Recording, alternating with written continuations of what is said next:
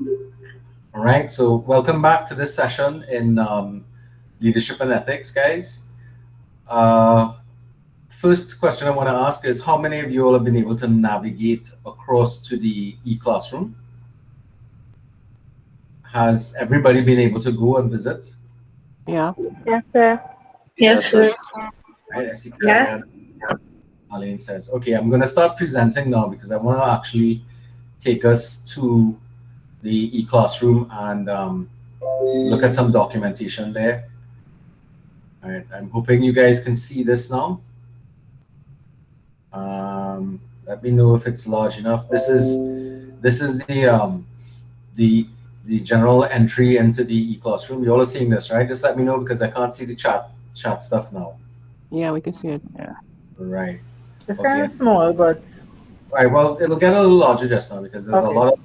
there's a lot of stuff on the screen at this point in time. Is this better here now? We're actually in your classroom. Or is it still too small? It's still very small. All right. And How I have about my glasses on. you could pinch your you can expand your you can zoom in on your screen as well. Okay, so yeah. Yeah, all right. So you could zoom to your thing. So the first block of information here, and um, let me move to a student view so that you can see it from your perspective. So the first block is general resources that are available for you. Um, you'll be required to download these two textbooks here, the Leadership Experience by Daft and the Exploring Leadership text, the importance of which will come down. There's a copy of the course outline, so you will be going through that today to have a look at it. The personality test questionnaire and the test interpretation. Um, this comes up a little later, but it's here because it's stuff that you need to get. There's a course concept map, and then we have the course schedule and assignment details, which is what we're going to be looking at initially. All right, so I have that document opened already. That's this document. Are you guys seeing this? Let me make it a little larger. All right, so the way this course is designed is that we are going to explore a particular model of leadership and ethics designed and that comes up from primarily from the key textbook, which is the leadership experience. And that will be, if I go back to the classroom, that'll be this textbook here. Sorry, the Exploring Leadership textbook. Let me just download it so you can see what it looks like. I don't have it on this PC.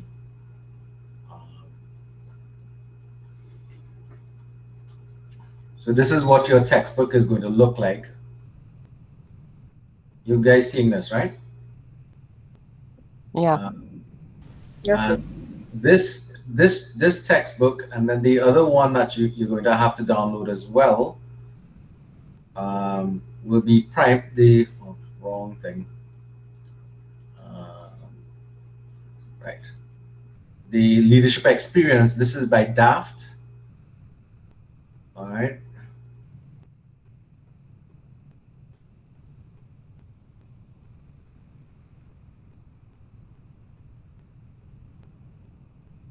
Taking a little, it's a little bit bigger in terms of download. All right, good. All right, and the Daft Leadership Experience looks like this. That's what the cover looks like, and there. What we're not going to be using the entirety of both textbooks, but we are going to be using chapters from the various textbooks that we're going to be looking at from the course. All right. Now, I have already put in for you guys chapters 1 to 3. There are presentations here for you to go through, and we will meet and discuss them moving forward. And then you don't see much. You see some submission points here, and then you see something that says debate forum is not available, and then student chapter presentation. So that should probably indicate to you some aspect of how this course is going to be designed. So we'll come back now to that in a bit. Let's go to this document here, which is your leadership and ethics schedule of class activities, and we also have all the assignments broken down and the marking and everything there, so that we will go through this document in relation to what's happening on the online class. Now, you see here that I have a schedule of activities that simply reads presentations 1 to 10, and then we have evaluations and so on. So the design of this class is a little different to what you may be accustomed to in other classes. Yes, I am here to help you come to grips with the material that we're looking at, but in the main, the course is going to be taught by you. So I know this might cause some questions. So the course is designed in a manner in which we are going to ask you guys to take a chapter and teach it to your peers in the classroom. And we're going to do that in small teams so that you get a chance to work together and deliver content the way you think you would want to hear it. All right. In terms of how would you perceive yourself as a teacher to present information in a classroom? What would you like? So my best example to use is to choose a lecturer who you admire, their technique, and you learn easily from, and sort of use that as a guide to help you to work out a system of how you're going to teach. So I am taking charge of the first 3 chapters, which is part 1 of the leadership textbook. I already have those presentations put up there. So the idea is we go through the material together.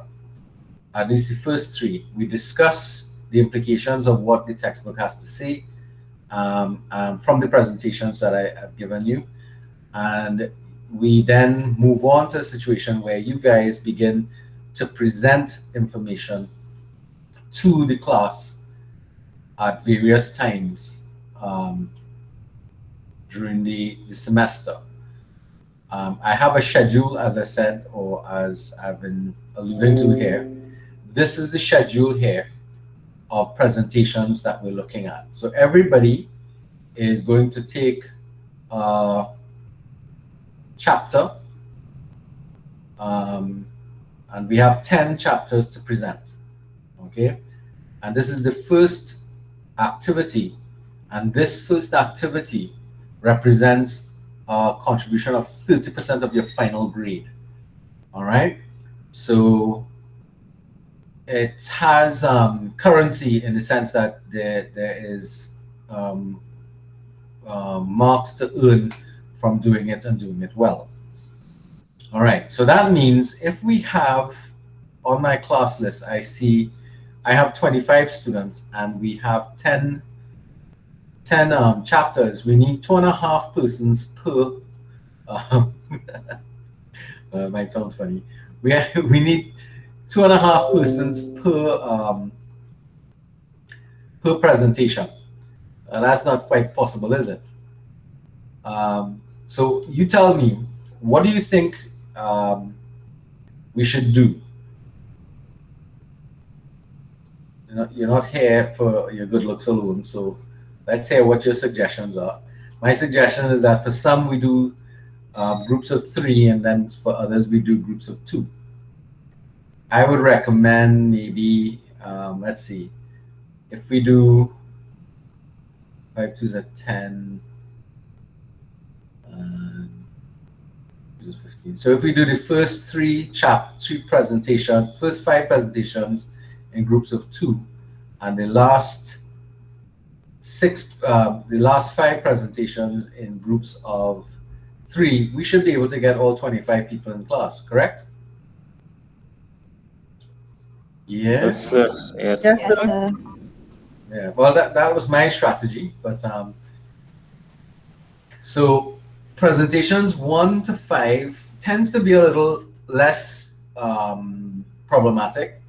The latter 6, 7, 8, 9, 10, they tend to have more content. So that may help us with that particular situation. So the other question that comes up now, does anybody have a question? I'm hearing somebody's mic is open.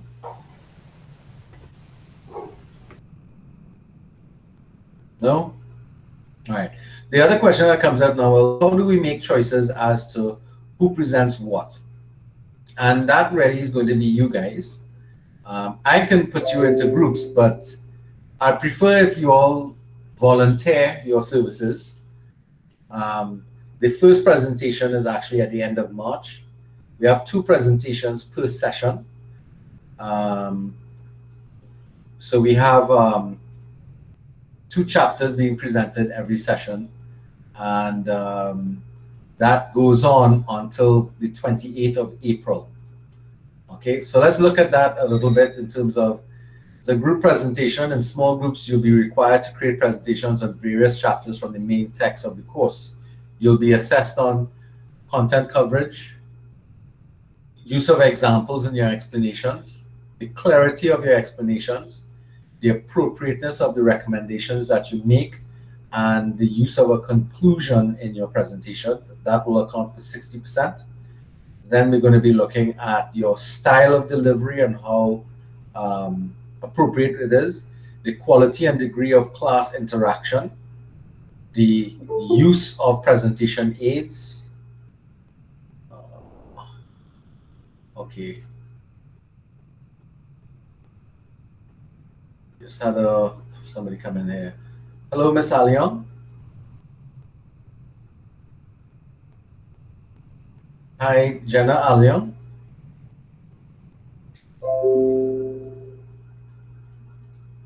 Hi, Jenna.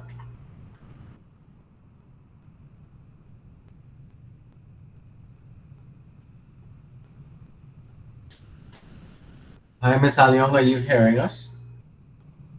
Or hearing me?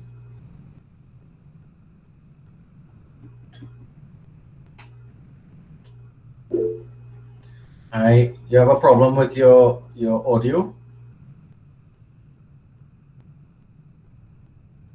Just having audio, I guess it's audio issues. Probs, okay. See if you can resolve that, because I will need you to make a contribution to the class in a little bit, okay? Just for your information, we are recording the session as we speak. Welcome on board. Let's see if anybody else snuck into class while we were out. Okay, so we were at the point where we were discussing, well, I was discussing the first assignment, which is the group presentations of the chapters, or chapter presentations as I prefer to call them. So we were just looking at the area of presentation style. So the last area here is time management, because one of the questions that's normally asked was, how much time do you have to present your chapter? And I would say you need to get your chapter done in about an hour's time, but it really is going to be kind of highly dependent upon the quantity of information that is in the chapter that you need to present. So some chapters are less, and some chapters is very dense. So when you look at the presentations from my chapters, or the chapters that I already prepared, you notice that the content there is very dense, and those PowerPoints tend to be quite long. That's why I'm letting you guys kind of go through them before, and then we discuss the findings from them afterwards. So we'll see how that works out. Then the last area for 15% is use of citation. So question, everybody here is familiar with how to do APA citation or some form of citation? since we have a mixed bag of students here. Yeah.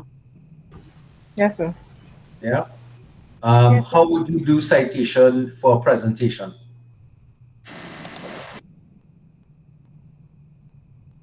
All right. Meaning which format? No, methodology. How do you do citation during a presentation? There are two ways to do it.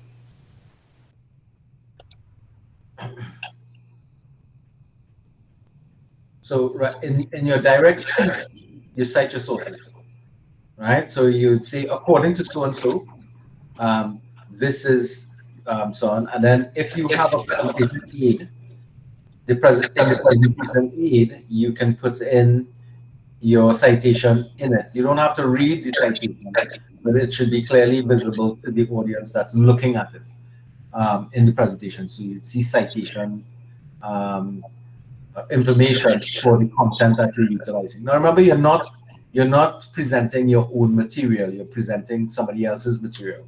So citation becomes important because we have to understand that we need to give credit to the original authors or thinkers or the people who generated these ideas and discussions. So citation is one of the important elements that I'm going to be looking at in your presentation. So that's why it counts for 15% of the overall grade. So you're marked out of 100%, and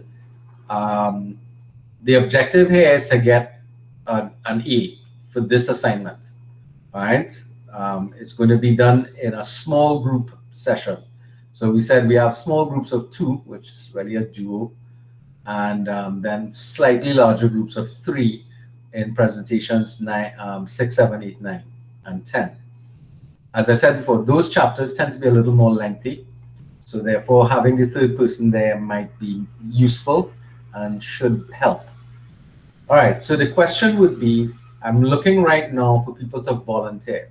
So the first chapter or the first presentation is chapter 4 of the main text, Exploring Leadership, which is entitled Understanding Self.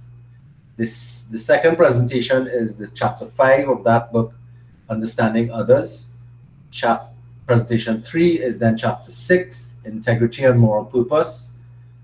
And then chapter 7 is Teams and Groups. And then we have the first chapter from the DAFT, Courage and Moral Leadership. So we have 2 different chapters looking at moral purpose and moral leadership from 2 different aspects. You'll see that. Then we come back to the original textbook, chapter 9, Being in Communities. And then we go backwards to chapter 8, Complex Organizations. Then we go back to the DAFT and we look at Vision and Strategic Direction. That's chapter 13 of the DAFT. Then we go back to chapter 12 and look at Power and Influence. And then we finally wrap up the student presentations with chapter 15 out of the DAFT, and that chapter is Leading Change. So there's a combination of the 2 textbooks, and by the time we're finished, we're going to actually finish up most of the critical areas that we want to look at in relation to this this topic of leadership and ethics. But I am not going to teach it. You guys are going to teach each other. So one of the best ways to learn any concept in life is to do what?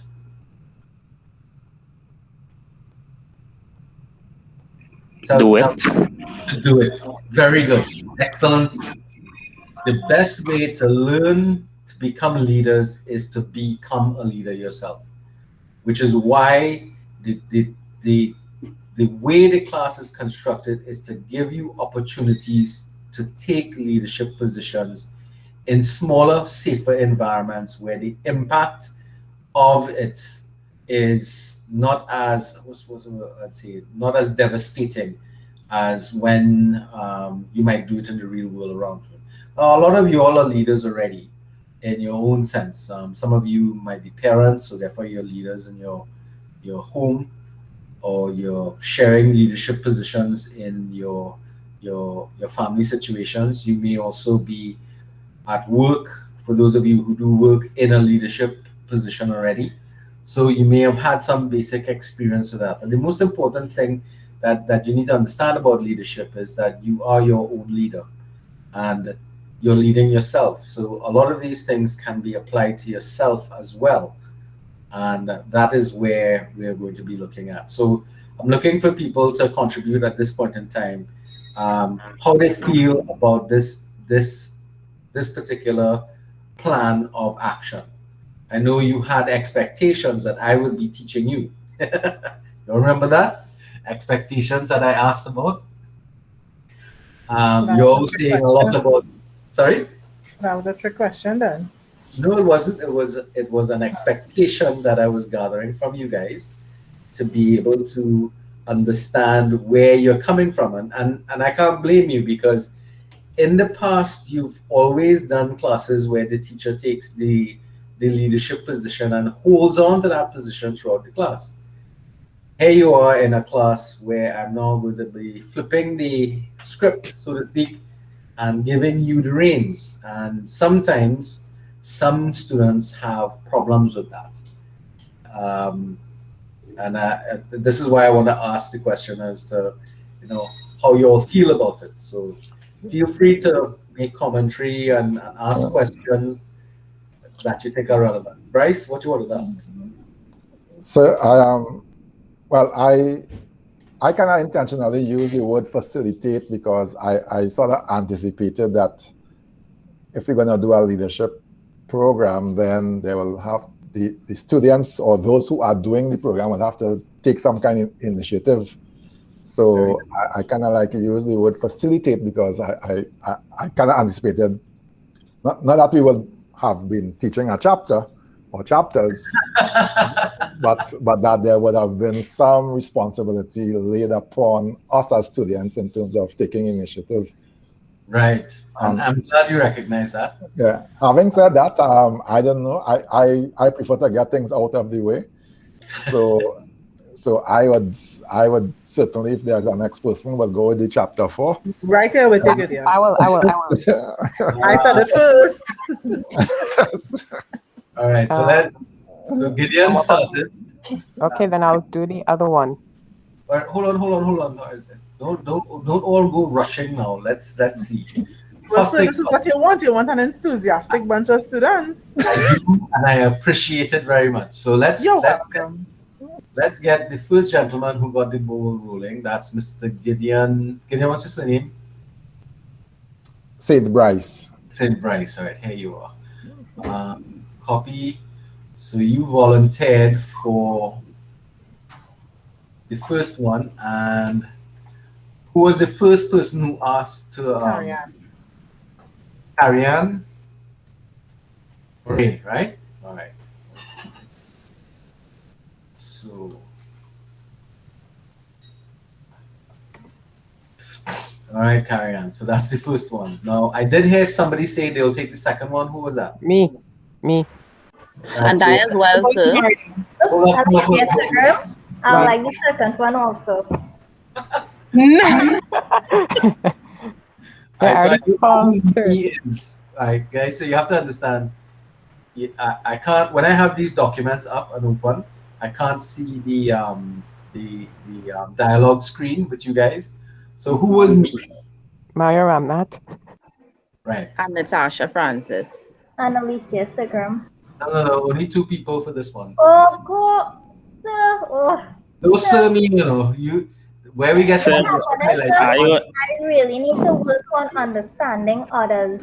I was iron that. No, I've been told that I need to Don't worry. understand other people. You can pay attention in the presentation done by I can't remember. Is it Ian Mahabir who no, sir. But I will take number 9. Ian Mahabir. Okay, but hold on a second, Ian. I need the person who volunteered first for the chapter 5. Mario. Mario? Yeah, I'll do chapter 5. I think Natasha also said she will do it. Right, so I need a surname. Natasha what? Francis. Francis? Yeah. All righty then. Right, so you know, keep on doing this. This is going to be the first set of presentations. Both of those go on the first day, all right? Okay, don't worry. Everybody's going to get an opportunity to present. So you can't duck this at this point in time. I need somebody to look out for the comments for me to the people who are having audio issues to let me know who the people who are having audio issues, what they're volunteering for. All right. Okay, so who wants to look at chapter 6? I know Ian said. Sir, I'll volunteer chapter 6. I'll volunteer to do that one. What Outside. Chapter 6, integrity and moral purpose. what Gervais. Oh, Gervais, sir, Gervais. Oh, okay. Gervais. Gervais, what's his surname? You have to call his surname. Alan. All right. So, Chapter 6. Yes, miss? before you go on, this is Karen. Lauren in the chat asked what if she's not sure that she'll be staying on for the rest of the course. That was a concern I had actually because there's that add drop period for the that's understandable. Trust me, there are people on the wait list already. So the minute somebody leaves, I spoke to my advisor because not only do I have school, but I have work, and I only have 2 days off for the week, and I have bio and physics, and I may also be taking up chem. So it might be a little bit too much. So I was telling him if I could focus more on my major courses for this semester and take up the course another semester, because he said that I have a lot more other semesters to do this because it's just this one other core curriculum course. So he was like, if I'm not comfortable doing this extra course, he was like, see if I want to do it or not. It's fine. If he said I could drop it. So that was a concern. Well, again, he's left the choice up to you. So you would need to stay in a group that has 3 people. So if you do withdraw during the period, if you find it becomes too much, then you won't be disadvantaging an entire presentation altogether. So reserve your decision until you're ready to make it, or are you making it today? I'll have to think about that tonight. See, there you go. But let's see how it goes. But keep that in mind and make sure that we are in that we put you in a group of 3. So in the event that you do withdraw, it doesn't immediately impact upon that group later down. There was somebody who was saying on the comments that somebody wanted something.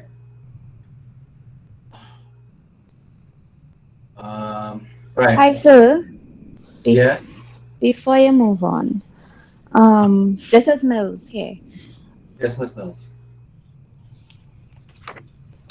So, okay. After looking at the presentation dates, right? The 7th of April and the 21st of April, which would be presentations 3 and 4 and 7, 8. That week, well, those 2 weeks, I will be at the office late. So I'm asking the if 7th of April and the 21st of April. All right. So you either present on the 28th. Yeah, I'll just asking if I could be placed in any of the other dates except those 2, because I'll be besides the 7th and the 21st. Yeah. So how about if I put you as the first person in chapter 6 on the 14th, or chapter 9, either one of them? You could put her in chapter 6 with me. I could go chapter 6. To go chapter 6 of the draft, right? Yeah. All right, so let me put you there because you have that situation. I'll put Malika there as well.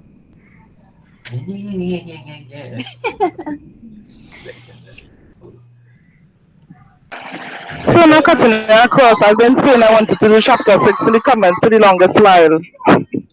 Who's this? Alicia. Alicia Batiste. Yeah. All right. So again, I wasn't looking at the We have 2 chapter 6. Yeah, there I'm are not 2 sure. chapter 6s by the way. The one with morals, I think. Well, they're both considered moral. right? Moral. That's not where. The moral purpose, that one. For the 7th of April. Okay, so that's this one here. Seeing it there? So it's you and Alain, Javis? Yes. So can I be in the chapter 6 as well with the courage and moral and leadership? So I'll take chapter 7, please. I was asking for that one. Who was asking for that? Who was the first person? Malika.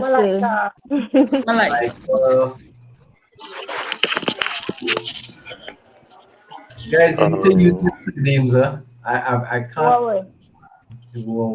Asia Mitchell for chapter 7, teams and groups. Yes, sir. I'll also like it. Alicia Instagram. I would like chapter to 7, Mohammed. Hold up. We get a little close up here just now. Let's go to chapter 7. How many people said chapter 7? Asia Mitchell, chapter 7, teams and groups. Richard Mohammed. Well, we can only have 2 people here, so I'm hearing 3 people. I know. Okay, hold on. Who was the first person? Then we go fight up with the second person. Asia Mitchell was the first, I believe. Mitchell? Yeah. You, okay. For chapter teams and groups, right? Yes, thanks. All right. I ain't casting nothing in cement here, so. Richard Mohammed. Mohammed? Yeah. Yes, sir. Oh, okay. Yes, sir. For the same chapter 7, right? Yes, sir.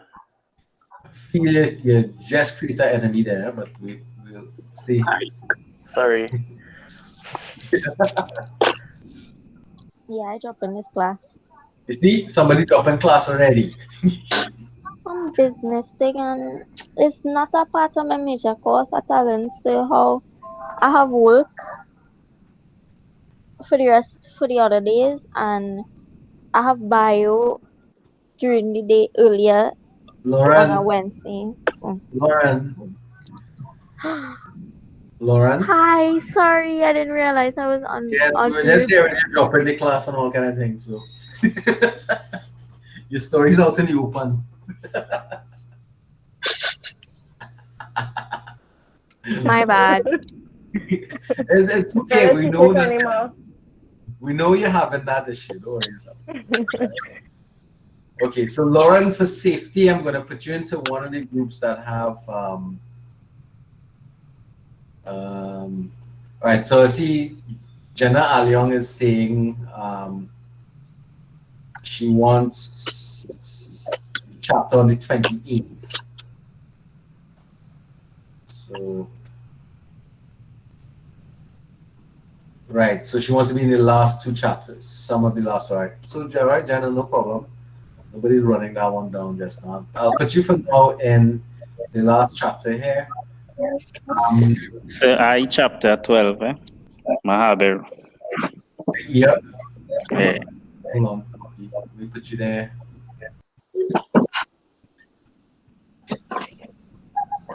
Right. So, Alicia Instagram, can I also go in with chapter 12, Mr. Mahaber? No problem. So, let me too, please, Macintosh.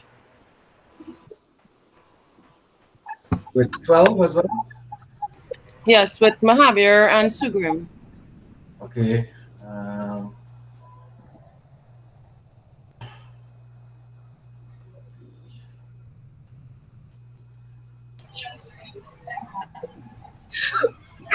Is there anything left, sir? Yeah, there's lots left. Don't worry yourself. I'm not worried. It doesn't matter what I do. whatever I will do the best. So it doesn't matter.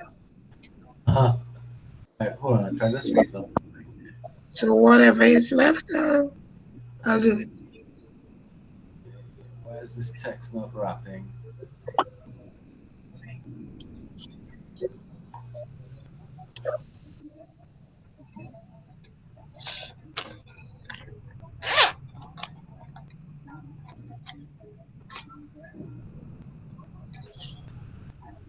Alright, I'll straighten that out in a bit. This was oh,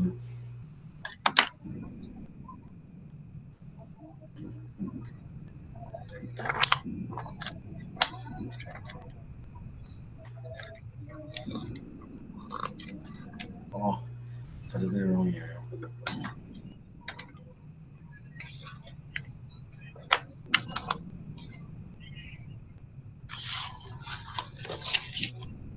Alright. That's power and influence. We have 3 people there. We have 1 person. I was just thinking the girl who was having second thoughts about the class, what's your name again?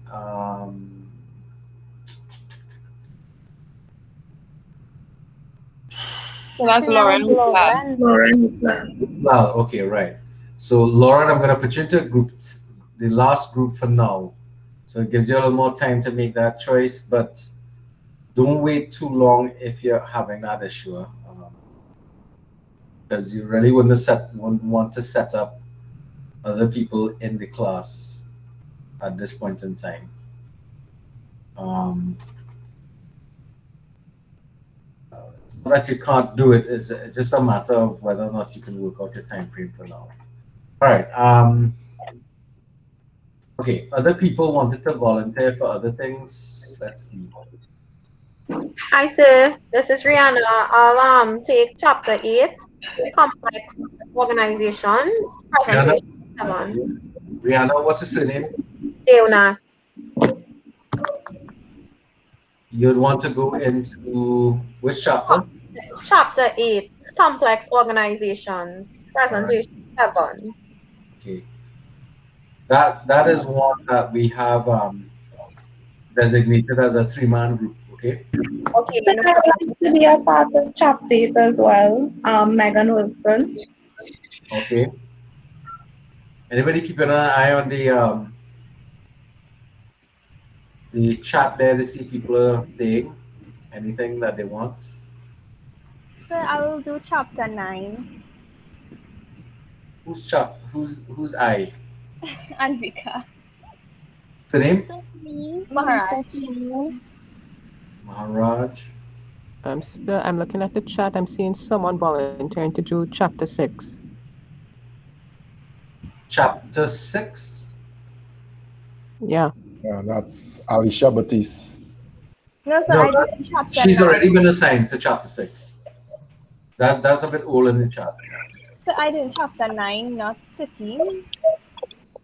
Who's that? Anvika. Oh, chapter being in communities. Yeah. That's so good. I'm going to be in chapter 9 as well, Lisa Silal. All right, hold on. So Alicia, you're moving from here, right? No, sir, Anvika is moving. Maharaj is moving to presentation 6, sir, chapter 9. I did that. So I'm Right. staying right there, so don't move me, please. Thanks. So who was moving from chapter 12?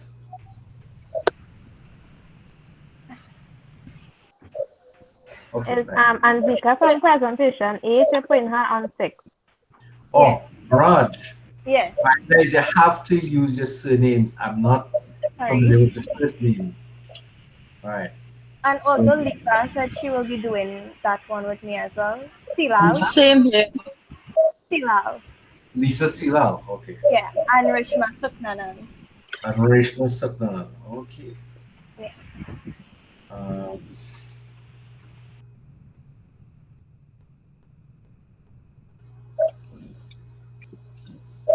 Child's complex organization.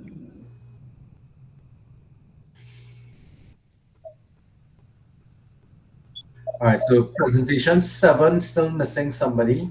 Presentation 8 requires, and we still have presentation 10. We still have one person to come in there as well. So 9 is finished. The others look like they're okay for now. So can I be in chapter 13, vision and strategic? Yeah. So who's I? Muniram? Muniram? Yes. Sabito? Okay, good. Yes. You got your microphone working? Fantastic. Yes. You understand they need to have that running? All right, yes. So we need 2 other people for that chapter. So I'm seeing the Sally, I think that's the Sally Charles asking to be in chapter 8 in the chat. Okay, chapter 8. Chapter 8. Oh, complex organizations. All right. So if there is no one else for chapter 8, you can put me, Giselle Turner. Chapter 8 or presentation 8? So I am unable to see. Okay. I can't get my screen to get bigger. So I'm not seeing what Clearly. it is. Right. So what you can do is you could actually download the document from the e-classroom. So you kind of see what we're looking at, so you'll know what chapter that you're getting. And then what I'll do is I'll take out that version that's on the e-classroom and update it with this version that has everybody's names in it. Make sense? Might have to do some editing on it afterwards, but at least you'll get it. So the chapters that are free right now is chapter 13 that requires somebody, and chapter 10. Not I'm saying it incorrectly. Chapter 13 from the draft and chapter 15 from the draft require people. So could I put you for now with chapter 13, vision and strategic direction? As I said before, it doesn't matter. So yeah, that's not a problem. Giselle Turner, right? Giselle Turner, yes. Right, okay. Okay, so that's Giselle Turner. We have not. All right, so Miss Consuelo Hernandez Consuelo, I will put her. Aliong's been assigned. Alain, Batiste, Charles, Deondat, right? Francis. All right, so I'm going to put Hernandez with you in chapter 13. And we could, well, training can take place, but only with the permission, well, only with the coordination of somebody else in the other group. So you can't do any switching without somebody willing to switch out from that. So we should have one other person who hasn't been, that'll be Logan. And Sherelle Logan, who hasn't yet turned up in class. I'll put that person along with Jenna and Miss Ruplal for now. Let's hope that doesn't become a problem in the long run. I think we've assigned everybody. Does it look like it? Is there anyone missing? 4, 5, 6, 7, 8, 9, 10, 11, 12, 13, 14, 16, 18, 19, 20, 21, 22, 23, 24. That looks like it. Looks like everybody's been assigned. All right.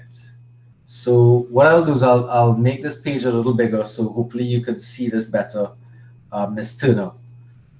All right, and other people who might be having problems. So presentation 1, which is chapter 4 of the text, is St. Bryce and Moray. Chapter 5, Understanding Others, Ramnath and Francis. Chapter 6, Integrity and Moral Purpose, Alain and Batiste. Chapter 7, Teams and Groups, Mitchell and Mohammed. Chapter 6 from the DAFT, Courage and Moral Leadership, Mills and Warwood.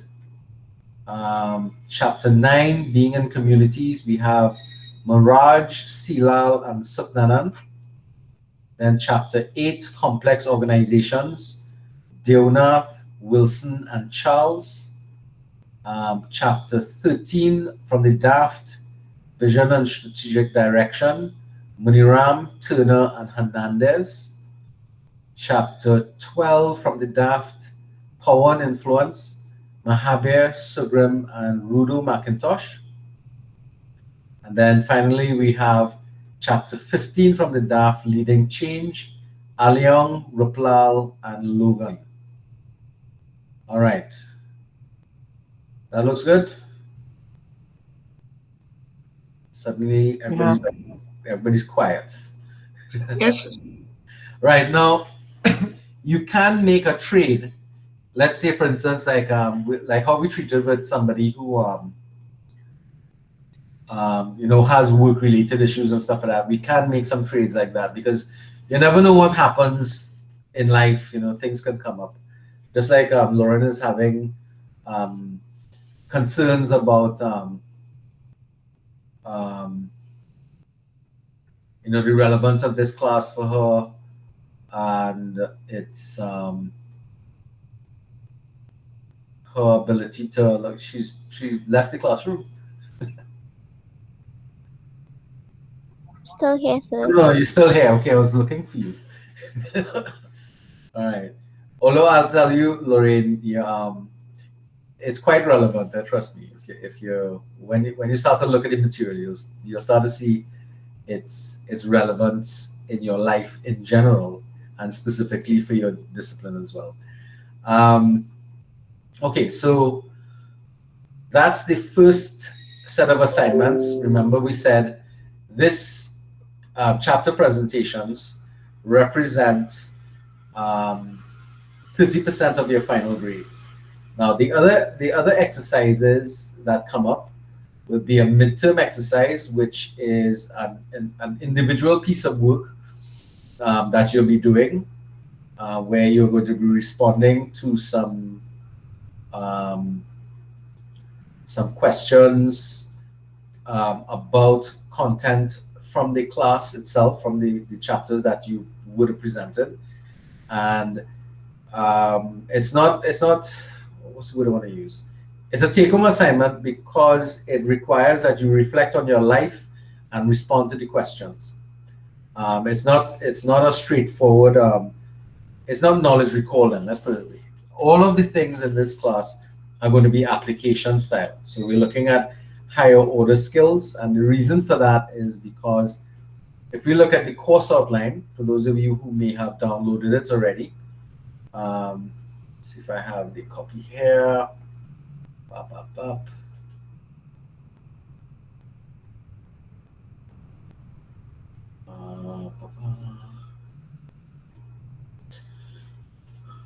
I want to just point you out. So most of you all should have seen this. These are the two textbooks that we are looking at, the Exploring Leadership and the Leadership Experience. Oh, something I should indicate to you guys.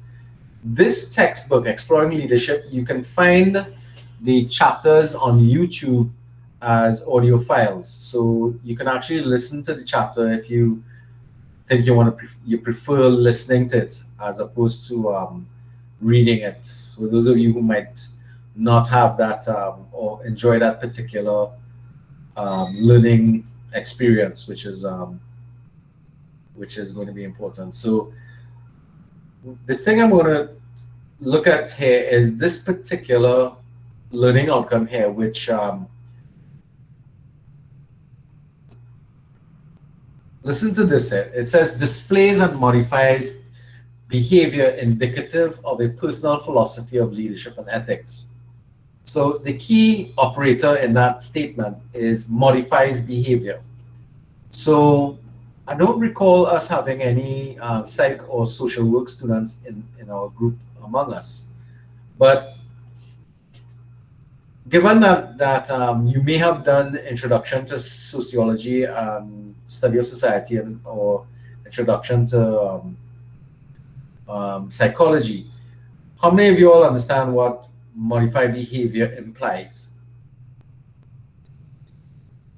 I'm just going sense by the wording. I'm guessing means changing your behavior or something, or adjusting it. What usually precursors behavior modification? Sorry, what? What would cause somebody to change their behavior? It could be due to a very traumatic experience or something that affected them emotionally or mentally or physically. Right, very good. Exposure to additional information. Well, as I was akin to now you know better, do better, that kind of thing. So correct. That's another way in which it happens. Anybody else? I think your environment that you're in will cause you to think differently. Also your exposure financially, because sometimes being in certain situation, it does open your eyes to a lot of things. Good. So what it requires in a lot of instances is what you all are talking about there is generally you're talking about something happening outside of the individual. Making sense? So what you're talking about there is what we call external motivators for behavioral change. So something happens and you respond.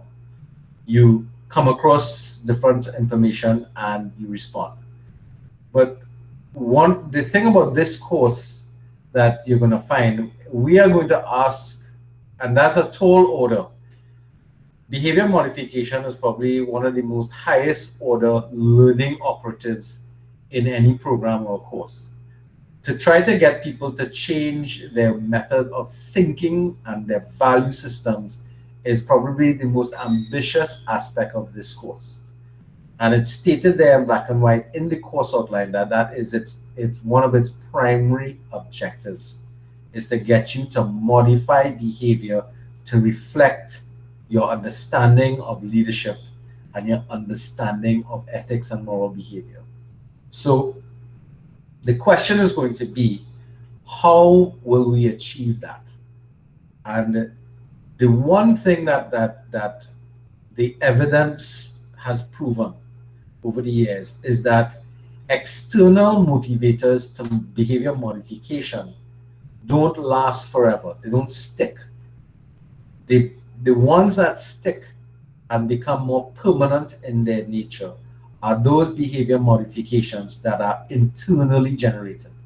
So that's sort of like what Gideon was talking about. You come across information and it changes your perception and your ideas about how to do certain things, and you make a concerted effort to make that change yourself. It could be something physical, or it could be something mental or behavioral, but again, it has to do with where is the motivation for that change coming.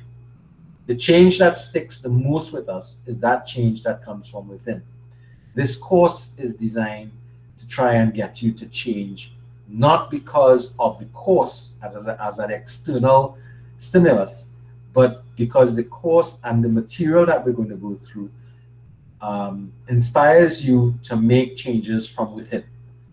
That's a tall order. It means that this is one of the reasons why I said that this course is better served to people or students in the system who are fairly far into the development of their course program, because it does require a higher level of discipline to be able to deal with it, and to not just only deal with it, but also to look at the change as something positive. It's not that young people or younger students can't experience that, as we said before, but the benefit of it really pays more dividends when you're kind of near the end and conclusion of your program, for you to kind of bring all the influences of the other courses in your program to help you to become the kind of professional that you want to become, whether it be in business or in medicine or in graphic design. It's a behavioral change that takes you forward into the world of work around you or into the wider environment. Because here, this class is not primarily about only leadership in business. It is about leadership in all circumstances. Yes, Richard, I see your hand is up.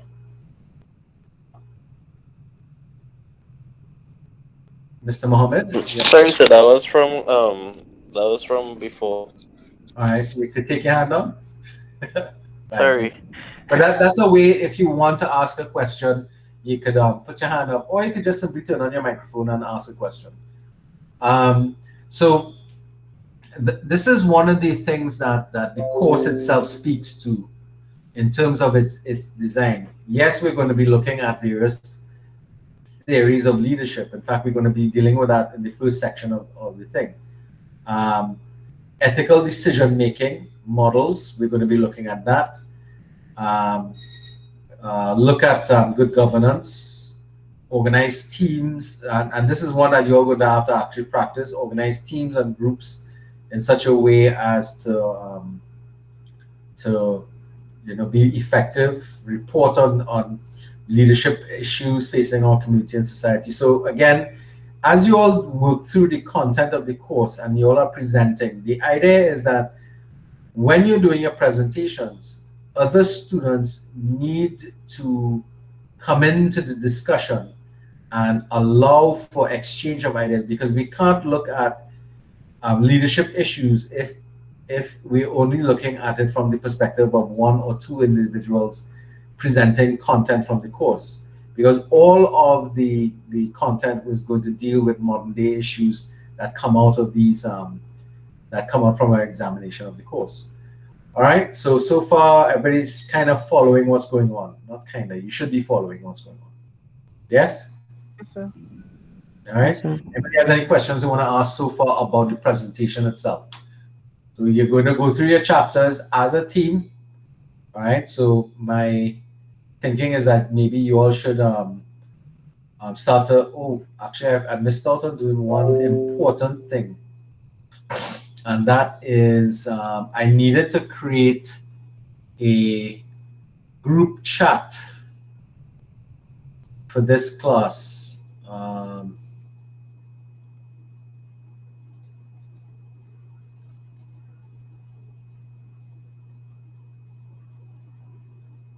Can somebody volunteer to do that by chance?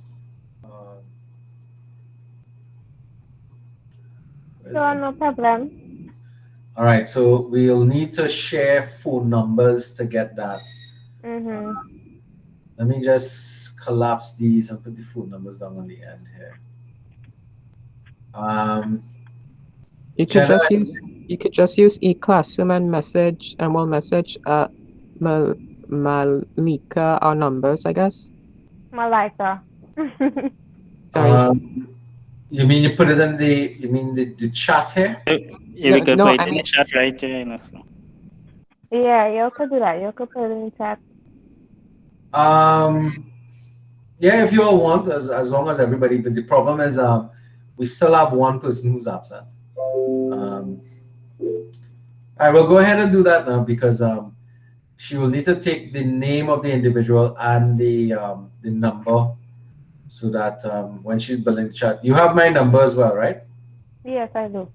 All right. So who's that? Malika. Malika. Malika. All right, so I guess people are putting us into the chat now as we speak. Yeah. Okay. Malika, what's your surname again? Warwood. All right. See, I operate on your surnames, not your first names. So you're the communication officer? Yeah. All right, cool. So hi, this is Rihanna. I have a question. Yes, you do. Go ahead. With regards to the presentation, we would be taking information from the chapters, from the textbook, or we sourcing our own information with regards to the... You're teaching specifically from the textbook. From the textbook. Yeah, you're not going anywhere else. This one is about making sure we stay close to the text. You can find other supporting information to help the content from the course present during your presentation. So yes, you can use external sources of information. Just remember you have to cite it. but it Okay. must be relevant. Okay. Okay, No but problem. you need to stay as close to the chapter as possible. Oh, okay. Great. And what you have to really do is cipher out from the chapter what is the most important stuff, and you realize that it's lots. In fact, you can't really leave out much from any of the chapters. Just Okay. maybe there's specific examples and that kind of stuff. And Okay. that's why what I mean when I say some chapters are very dense, whereas other chapters are relatively light, because of the way in which they present it. If you go to the e-classroom and you look at any of my PowerPoints, you're going to realize that they are lengthy. And the reason why they're lengthy is because of the dense nature of the information. Yeah, I did look at the first PowerPoint. So yeah. The first one is kind of done in a conversation. I kind of taped it Yeah. from a previous class, and I put it there. I thought it might be a little more interesting, a little more relaxing. But the others are straight PowerPoints where you kind of have to read material, no audio with it. So those are the ones that we're going to spend some time discussing in our next session, which we then have to choose when our next session is going to be. Okay. All right. Thanks, sir. But yeah, I don't want you drifting too far from the text for now. You see, when you present what's in the text, that is what we talk, that's what should lead us into a discussion about the content that you presented. And that's where we can bring in other influences, other ideas that people would want to bring into the discussion. All right. As remember, in the presentation, we have quality and degree of class interaction is one of the elements we're looking at in terms of marking. You follow me? So those are things that we need to look at. How many people in this class have already done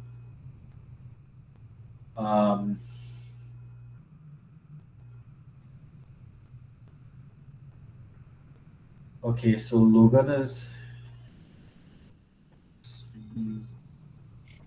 So that would document with the group. You could put it on the classroom. what document is that? Yeah, that one. Yeah. There's a copy of it there now. But what I'll do is I'll update it with this latest one when we finish, so that you'll get all the names and the dates and stuff in it. Because the one that's there now is blank. Because I can't do this without your support, your help. All right. Okay, so we're good with the so far in terms of the presentation, right? Chapter presentation. Okay, so the second assessment is a debate. We'll talk about the debate later on, but the debate exercise is actually quite interesting. It is scheduled for the end of the semester. You'll see the debate is the 9th of June. I will take the first one. Leaders are not born. No, it don't work so much. You're not taking nothing. It's teams. It's a team debate. There are 3 teams: a team for, a team against. Well, I will be in that team. Pull up, selector. You're rushing the brush. You'll get that. Right. So the team debates actually require a fair amount of preparation and planning, because we're going to be debating 2 of those 3 topics in the classroom, where we have the teams debating for and teams debating against, and there's a 3rd team that's going to moderate the whole exercise, and you all are going to be in charge of marking each other and everything. So it's another exercise in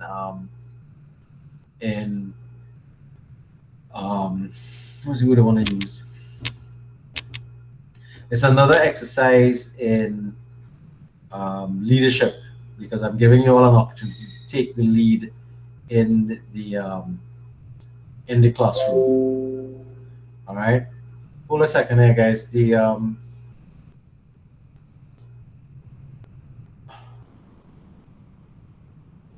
Shurella's asking if we have a class today.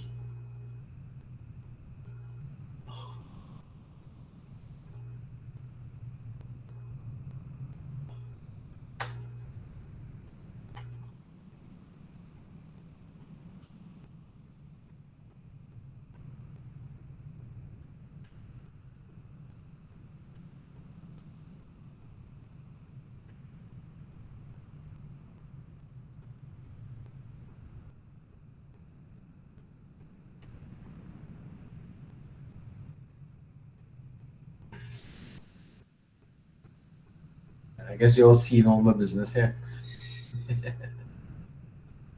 All right. So when we get to the debate exercise, we actually have a lot of preparation to do for that. It's something, and I'm glad that who was the individual who was just talking there, who wants to take this topic and what kind of thing? Mahabir, yeah. I applaud your enthusiasm, but I actually did a debate like that already. In what context? RIT 117. A similar topic to that. Okay. Did you agree or disagree with the statement? Disagree. Okay. It are no genes to say that he is a leader. Ready?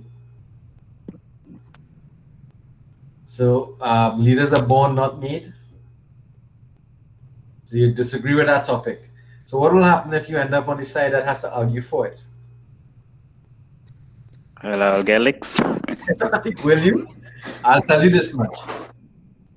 Debates, yes, they can be won by with facts, but in fact, a lot of debates are actually won by the convincing nature of an argument. It's a funny thing, but I have seen people lose these debates and win some. I've seen men make better leaders than women. I've seen people debate that topic and win it by sheer force of will.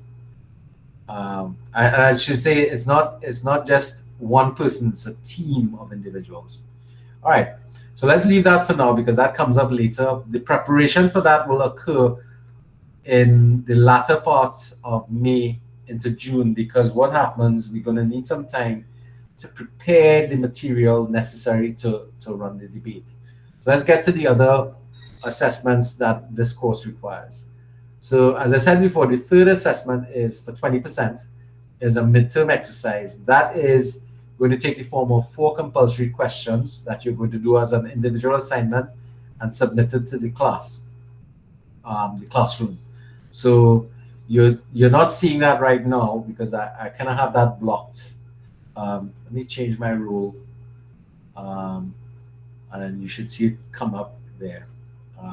So your mid-semester assessment is hidden right now because I kind of want you all to focus your attention on the content so far. You'll see the debates here. There's a set of things that we need to moderate and organize for that. And as you do your chapter presentations, I'm going to record them and they're going to be placed here in the e-classroom so that one, you can go back and listen to your own presentation, or other people who may have missed your presentations can come back and view your presentation as well. All right. You have submission points, group presentations. So what I expect will happen here is that you will update or upload your presentation tool, which will be your PowerPoint presentation. Your PowerPoint should come up and be put into this place here. Okay. Now that will be one per group, so one per team. So we'll see how that comes up. So that's part of the requirements. So you have to remember to do all those things as well. Let's go to the next assessment, and that's detailed.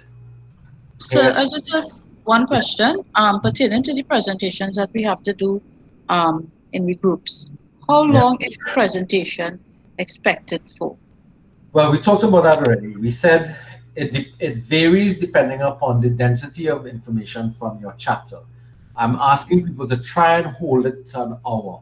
Now, some people might take less because the chapter is not as dense, and other people might actually go beyond an hour because especially those daft chapters. Those daft chapters have a lot of information. So, but if we keep it to about an hour, that way we could get two presentations done. Maximum should be an hour and a half if we need to push that long, and that way we can get the presentations done and possibly engage in some discussion as well after the presentations to see how people think, what they think about the chapters and the content. Now it'll be useful if you read the chapters before, but I know it would not always be. What I'm saying, as a class, the persons presenting have to go through the material and look at it and present it. But the rest of the class, though there's no what's the word, pressure for you to have to read the chapter, it would be useful if you can read it before you actually come into class, so you can contribute meaningfully to the discussion that takes place. Yes. That makes sense? All right. Yeah. But I mean, at the end of the day, a lot of what we're going to be looking at here is a lot of common sense and practical situations that we can look at from there. All right. Any other questions about the presentation? The time is usually a question that comes up a lot, so I appreciate you asking about it. Anything else? Now you're free to choose whatever style of presentation that you and your team members want to do. So you can use any sort of inventive and fun things. Again, the idea is not to be so hard and fast, but to have some leeway and to put your own style into the presentation, because that will make it interesting for us to follow along and listen. Or something I should indicate to you is when you're finished with your presentation on that evening, I will invite the members of the presenting teams to stay back after class, and I will give you your feedback immediately, so you'll know what your scores are going right after you finish your presentation, because I'll be scoring your presentations while you are presenting. That makes sense? So you get immediate feedback on your presentation. So you're not going to be waiting to find out if you pass or not. You're going to know one time. That sounds fair? Yeah. Yeah. The objective here, guys, is for you to get A's. I don't want poor presentations. I want excellent presentations from everybody. So if you're having issues, you're having problems in your design and factors and stuff like that, feel free to message me, call me, talk to me, that kind of stuff. It's not a problem. My job here is to facilitate you coming to grips with taking leadership potential. As Gideon was talking about that before. I am here to facilitate you. Question? Yes, Mr. Bryce. In the presentations, would questioning from the fellow students be facilitated? You can allow it, yes. Right? Okay. Though you may want to actually put your questions to a particular period of your presentation so that you can get your ideas out and done and then deal with questions. But you can do like me and entertain questions along the way, because questions like this tend to make the exchange a little more interesting for everybody. That makes sense? But that will be up to the presenter, whether... Right. It's the style of the presenter, yes. Okay. So if some people prefer, okay, let me have my say first and then you can come and ask questions. And the problem with that sometimes is, unfortunately, at the time when you make a particular statement, you'd like to ask a question then. And by the time you get to the end of the presentation, maybe your question was already dealt with, or maybe you've forgotten. So as an audience member, so you play it by ear and see which do you think would work. What you can do is ask people to take a note of their questions and ask it at a particular time. So you can help people along that. You can also engage in small exercises to ask the students to do something that might actually be now the DAFT in particular has activities built into it, small little quizzes that you can run with the class quickly, and it'll generate some sort of feedback and response. So if you get students to do things, then it kind of engages them more, and those are the techniques that you want to use. interactive techniques like that would be useful in engaging your students. In your case, it'll be engaging your peers in that capacity a little better. So far, so good, everybody. We can move on to looking at the other areas here. Yes, sir. Yeah. All right. Okay, so moving to all right. So we talked about the midterm thing. Now, it makes no sense giving you the questions now because the questions come directly from out of the chapters, and it's going to ask you about your experiences with them. So when it comes up, you'll get about a week to 2 weeks to be able to do that and then submit it in the classroom. Because of the nature of it, you probably need to use some minor citation, but because it's asking for your experience with it, it's going to be a lot of writing from your perspective, and that's something you're going to find with the rest of the assignments here. So assignment 4 is for 20%. It's a self-analysis, and you are required to engage in deep personal reflection of who you are and how you've come to be the person you are. So the questions, the instructions here read, reflect on how you have become who you are and compose a brief but well-organized autobiography. We are not looking for a chronological history of your life, but rather an analytical and reflective review of the influences and factors which have shaped who you are. Questions to consider, notice the word, consider exploring include: what is your family history? What are your family traditions and customs? How have these factors influenced your life and perception of leadership? When was the first time you realized your leadership potential? Who and what experiences influence your values and philosophies? And how have mentors and critical incidents in your life transformed you? So this is something that you can begin looking at now, because at least questions 1 and 2 and 3 you can begin to reflect and write on them at this point in time.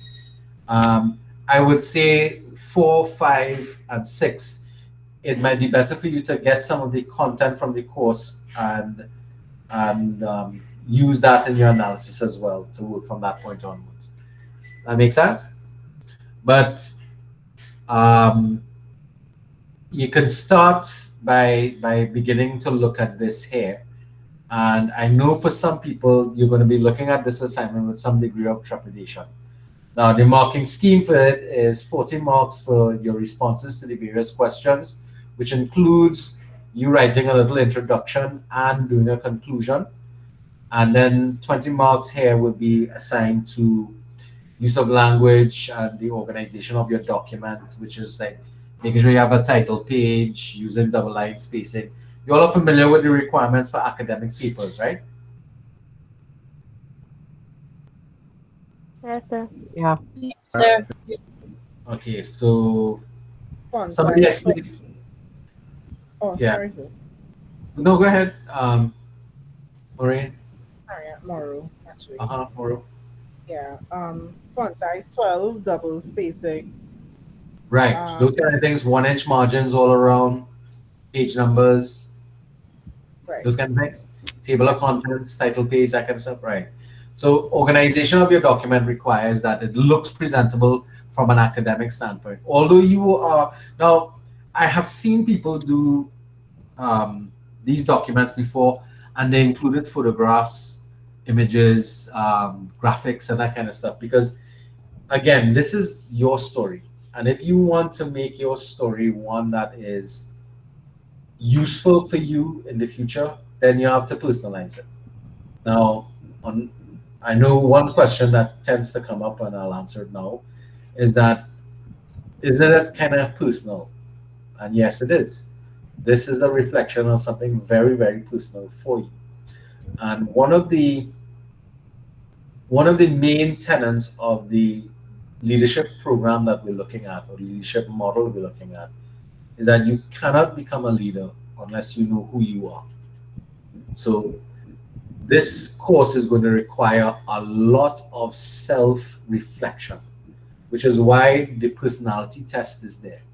Because if you've never done a personality test in your life before, this course is going to ask you to do one to help you interpret and understand more about who you are as an individual.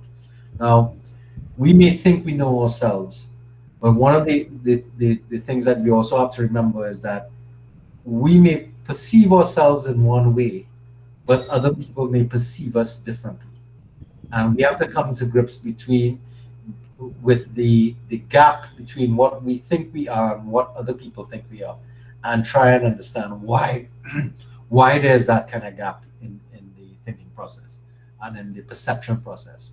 So it requires, first of all, brutal and honest evaluation of self, which is why we have this as one of your exercises. So we're asking you to engage in critical self-analysis,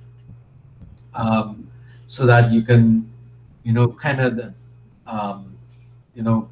really investigate yourselves and, put yourself under a microscope and, feel safe doing it. Because one thing that I'll tell you is that nothing in this is going to be, I can't check, if you say something about yourself, I can't check and see if it's a lie. All right. So whatever you have to say about yourself is going to be a reflection of who you are. So in terms of citation, you'd see that the marking scheme doesn't really put any emphasis on citation, because the vast majority of this is you're writing about yourselves. Now, how many of you here have ever done an exercise of this nature before? At least this extensive exercise. Well, it wasn't really. It was for one subject for a journal, but but this is kind of more in depth than what I did last time. Right. What course was that? It was imaging procedures too. Right. So it asked you for some personal reflections on what you were doing. It was more like a journal background, like why you chose this program. Some basic questions. All right. Yeah, those kinds of basic questions. Right. we actually have another assignment that has some of that, and you'll see the relevance of it to what we started the class with at the beginning. So nobody else has actually engaged in self-analysis of this nature. How many of you all? Yes, I did this in psychology. Which psych course? I think it's 103. Right. So you did some reflection. Good. Yeah. How long ago was that? 2019, September. Yeah. So since then to now, I mean, you could probably relook at what you did from there. And somebody else said they did it. Yes, I did actually. So, Malika, what was it that you did? We had to do a journal similar to what someone said before, but it was more. It wasn't about the courses or what. It was about yourself. So you had to say some background information about yourself and stuff like that. Okay. Now this one goes a little wider because it's asking you for your family and your family background. Now the question that comes up a lot is how far back should you go? And honestly, that is really going to be dependent upon you and your life. How far back you go depends upon who are those people you think have influenced the person you are today. So like in my case, I can probably go back to my grandparents, because those were the persons who I knew who were impacted upon me. But other people may have to go further back because their life history is different. And the story that you have to tell about yourself, or the autobiography that you're going to be engaging in writing, can go as far back as the origins of your family in Trinidad. So I've had students whose parentage comes from other countries, and writing about that is going to be important. Okay, I see Lauren's giving a number there. Malika, have you gotten all the the numbers yet? I actually have 21. Lauren will make it 22 numbers in total. All right, so we're missing a few then, Yeah. which is why I was trying to help you. Because you wouldn't. You see this list here? Can you see who's missing? Yes, I can see. Logan is not here, so that's one. And Consuelo. Consuelo's not here. That's two. How much So you one missing? person. You're missing one person. One more person.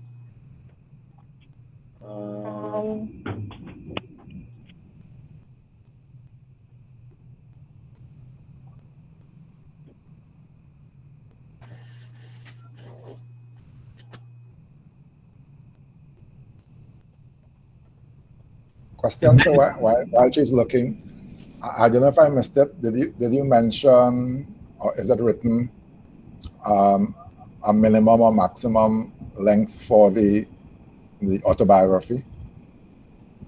No, there's no minimum or maximum. Simply because how much time do you need to talk about and explore who you are, and how much see if you look at the assignment as an assignment, then that will be a concern. How long should it be? But if you look at it as an exercise of self-reflection, the length is irrelevant. Okay? If you understand my gist, the length is not the issue. Yeah, I follow you. I was just thinking sometimes as teachers, they as a rector, I'm not gonna put a limit, maximum or minimum, on your assignment. It is totally up to you if you want to take this exercise seriously or not, and your grade will reflect that. Because what I'm looking for is quality of reflection, not so much length. I'm looking at the quality. Some people can reflect quickly and succinctly and deeply in short sentences and short paragraphs, whereas somebody might go on and on and on and really not do much reflection at all. Now, the point I'm trying to get to you here is the power of the reflection. Reflection is one of the things that this course teaches us is very important and a very powerful tool that is often unlooked, or we don't look at it enough to pay attention. And it's critical importance. Well, not really critical, but it's critical in that sense. But how little it is used, and that's primarily because life is so hectic. Every minute of every day, we expect him to do something, be somewhere, do something, get this done. Even to go and sleep is a hurry to go and sleep. If you think about your life, I mean, the one thing that I must say that COVID has done, it slowed us down by force. Because everything is always about hurry up and get ready to go to school, hurry up and get ready to go to work. You want to rush to get back home to see about this, and rush to get into this, and oh God, I can't wait until I get this weekend so I can relax. And that's life. Life is just this hustle. And in that hustle, we don't look back at our lives and evaluate, well, why am I the person that I am? Questions that you could ask yourself.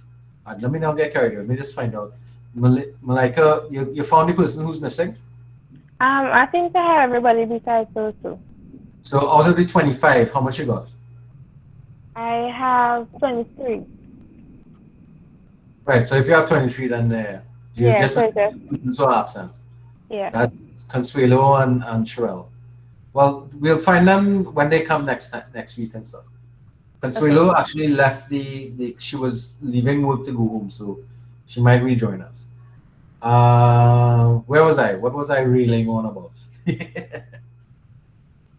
Sorry for interjecting, but what were you saying just now there? Well, what you were saying just now there actually is so true, because I can't remember the name of the song, but it's a song by Buju Banton, right?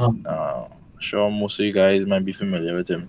He actually said that in a song. Because of like the troubles of life, we have no time to reflect on ourselves or reflect to heal. You know. Yeah, yeah. and So and Buju Banton is not the only person who's sung about that lack of depth in life. Our lives have become extremely superficial because all we're concerned about is the next best thing, and the next. That's one of the reasons why we run down technology. We always want to be, well, no, not that we always want to be, but we tend to get caught up in life, and when we get caught up in life like this, there's a tendency for us to not look carefully at where we've come from, how we've developed the where we are, and look at the consequences of our behavior and actions. And that is what this class is asking you to do. So the nice thing about this class is, and this class is easy to get an A in, I'm just letting you all know, because all you need to do is take the instructions to heart and try to do the best that you can do. And trust me, you will end up with a great grade because you've taken the exercise seriously. All right. So beyond the content and the information that we're going to look at about leadership and its role and morality and ethics and stuff like that, the exercises of getting engaged in the activity of self-discovery, self-realization will lead us into what the course is asking us to do is behavior modification. How often do you reflect on life? Now, a lot of times people, like New Year's, when New Year swings around, we tend to do some reflection, yes? In fact, for those of you in class, are there any Catholic people in class? Catholic people, I should say. Catholic, was the Buju song Close One yesterday? I am Roman. Yes, sir. That was his song. Yeah, that's it? Okay. Giselle, you said you're Roman Catholic? Yes, I am, sir. Right. Lent is a period. Now, in my lifetime, I have had, I went to mostly Roman Catholic schools when I was doing my primary and secondary. And during Lent, we would spend a lot of the days during Lent in retreats. Do you still attend retreats? Do you get the chance to do retreats? And do spiritual reflection and introspection? Yeah, because I don't see that coming up a lot in schools. See, because we have taken away the, for want of a better word, we do not want to seem as if we are discriminating against any particular religion. So I never saw it from that perspective. In fact, I am not Roman Catholic, and really and truly, I enjoyed participating in spiritual reflection. I see Jenna is saying that they still do it in school. That will be the Catholic-run schools. Roman Catholic schools, yeah. And I know they mostly all of the religious what we call them again, the denominational schools. Is that the term? That's the correct term, right? Denominationals. Those schools tend to do some spiritual focus and that kind of stuff. And I've always found that it was not only a good opportunity to align as a student with your friends, but it was also a great time to, if you took the exercise seriously, to do some self-reflection, spiritual reflection, and develop the habit. It's like a muscle. If you don't do it, you're not gonna.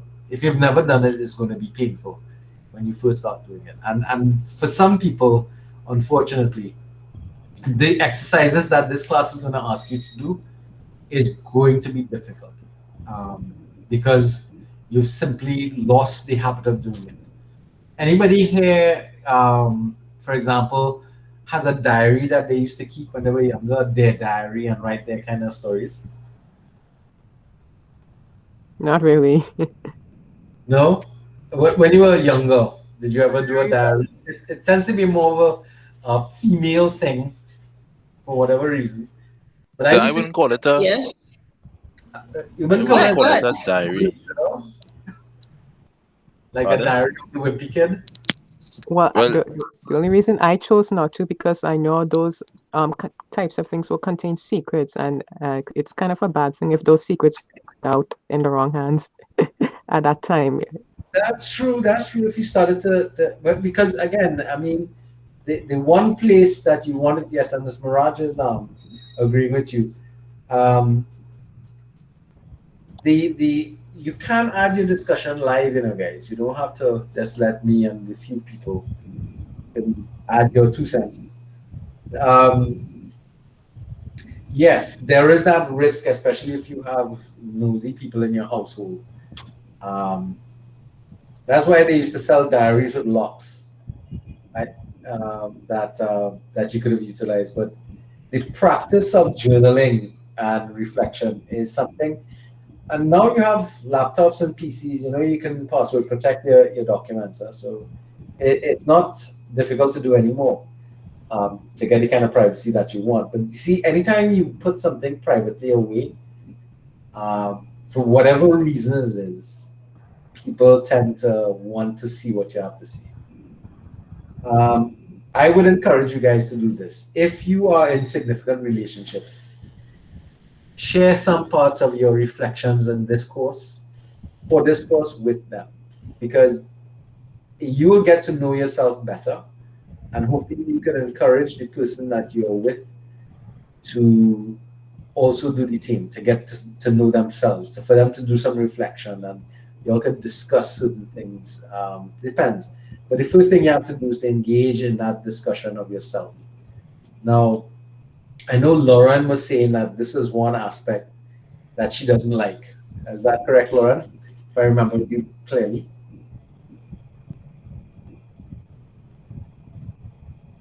Lauren? I guess she's not there. All right. Gideon, you were going to say something? No. Oh, sorry. I was just agreeing with something you were saying before. So I wasn't making a comment.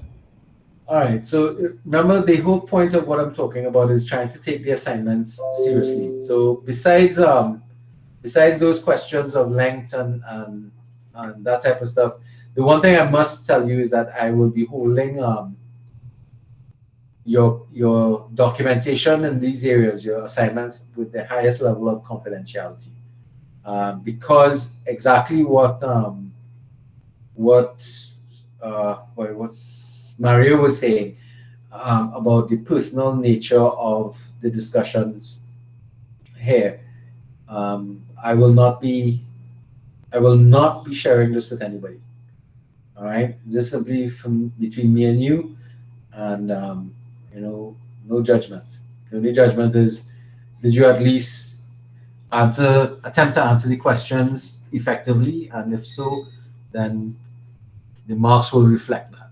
All right, as I'm saying, the what I'm looking for is really for you to really examine yourself in a meaningful way, not a half-hearted kind of thing. That kind of affects itself. This area is the only other area that I need to look at, which is the use of language and documentation, organizational documentation. That could possibly affect your grade. All right, in terms of use of language and that kind of stuff. So pay attention to those things. Now, the last assignment here is another reflection, but this one is more specific: reflection and leadership action plan. So this is more leadership oriented and is valued at 15%. So remember that question I asked you all at the start of the class? As you commence this course, reflect on what your expectations of the course are, your lecturer, and yourself. So you've already answered it. What you probably need to do is to open a file and start documenting your response. Because at the end of the course, you would need to reflect on those same expectations that you had at the beginning and see whether or not the expectations that you've identified have come to light. Now, this is one of this reflection can really only take place at the end of the semester. So describe what you've learned about yourself during the semester in relation to that. Reflect on what you see yourself as, your strengths and weaknesses. Describe the leadership potential philosophy you have developed throughout the class. has it changed at all from the beginning of the semester? That's again, you have to look at where you are now and look backwards to reflect to see whether or not things have changed or whether or not it's just reinforced what you thought all along. Identify your leadership style and describe 2 action steps that you can take to continue your development in the future. So again, these questions here you're going to respond to in your leadership and action plan. The first part is your reflections element. The second part really speaks to more reflection and then your actions. And this is again, the method of evaluating the marking of that. Okay, similar to what we looked at before. Any questions about this assignment?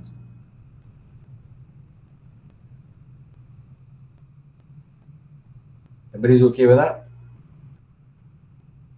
Oh, I do have one question. Is by any chance is there a word limit or not really? No, there's no word limits on any of these assignments. Okay, just want to know. Okay, all right. Trust me, what we need to pay attention to is when they're due, and I've set the self-analysis and leadership plans up to be due after the end of semester. Now, the semester ends on June. The last teaching day is June the 13th, I believe. Yeah. Yeah, that's correct. Yeah, from the academic calendar, the last teaching day. Then you have exams taking place during that week. So I don't know if you all would see if I bring up the calendar here, if you see it. So I'm asking for you by the 20th to get it out of the way. The 13th is the last. So this week here is going to be exams. So I'm hoping that you don't have many exams, and by the 20th, you should be able to get it in. I would like to have some time to read those documents, at least 2 weeks, because I have a deadline of the 4th of July to put in all grades. So I would like to have at least 2 weeks to be able to read all that. Now, if for some reason you're running a bit behind schedule because you had more exams or more activities taking place, I'm not gonna nail you all to a CrossFit. Just let me know, and I could go ahead reading others, and if yours comes in a bit late, then I just tag them. As I said, my thing here is to facilitate your learning and your development and your reflections on this particular thing here. All right, so that is in essence the entire class. So the debate exercise is the last physical exercise that we're going to have. After the 9th of June, we won't be meeting. So we have a little bit of a break, and I really want to meet with you guys. Not today, not this. Today's the 3rd. I want you all to go through the information on the e-classroom. So I want to give you a little time, maybe a week or 2 weeks, and we could probably meet again on the 17th of March. So we'll meet the week after. Does that sound feasible? And if we need to, we could use the 24th to finish off the first 3 chapters, and then we will start. And then we could also treat with any sort of queries and questions and concerns that people might have about their own presentations coming. All right, that makes sense? Yes, sir. Yeah. So because after that, we're going to be meeting fairly regularly every night, every week, for presentations until the end of